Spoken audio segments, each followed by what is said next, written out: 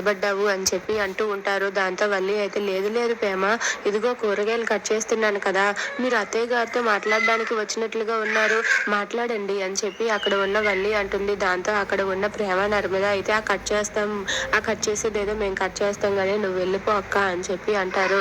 అయినా సరే వల్లి మాత్రం నేను ఎట్టి పరిస్థితుల్లోనూ ఇక్కడ నుండి వెళ్ళే పరిస్థితే లేదు, నేను ఇక్కడ నుండి వెళ్ళను, మీరు ఏ పని మీద వచ్చారో ఆ పని చేసుకుని వెళ్ళిపోండి అని చెప్పి అంటుంది. అయినా సరే అక్కడ ఉన్న ప్రేమ నర్మద చాలా సీరియస్ గా చూస్తూ ఉంటారు.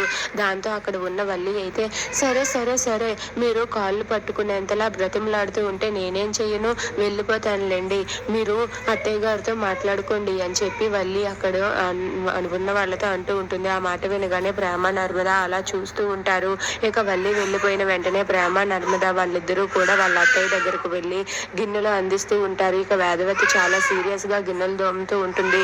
దాంతో అక్కడ ఉన్న నర్మద అయితే ప్రేమ ఏంటి గిన్నెలు ఇలా బడబడా అంటూ సౌండ్ వస్తున్నాయంటే అత్తయ్య గారికి చాలా కోపం ఉన్నట్టుంది, కోపం ఇంకా చల్లారలేదా అని చెప్పి నర్మద అంటుంది. దాంతో ప్రేమ అయితే అవును మరి, మీరు చేసిన పని ఏమైనా మామూలుగా గవర్నమెంట్ జాబు ఉద్యోగానికి ఎగ్జామ్ రాయడానికి వెళ్ళినప్పుడైనా కనీసం అత్తయ్య గారికి చెప్పాలి కదా, చెప్పనైనా లేదు, అందుకే అత్తయ్య గారికి అంత కోపం అని చెప్పి ప్రేమ అంటుంది.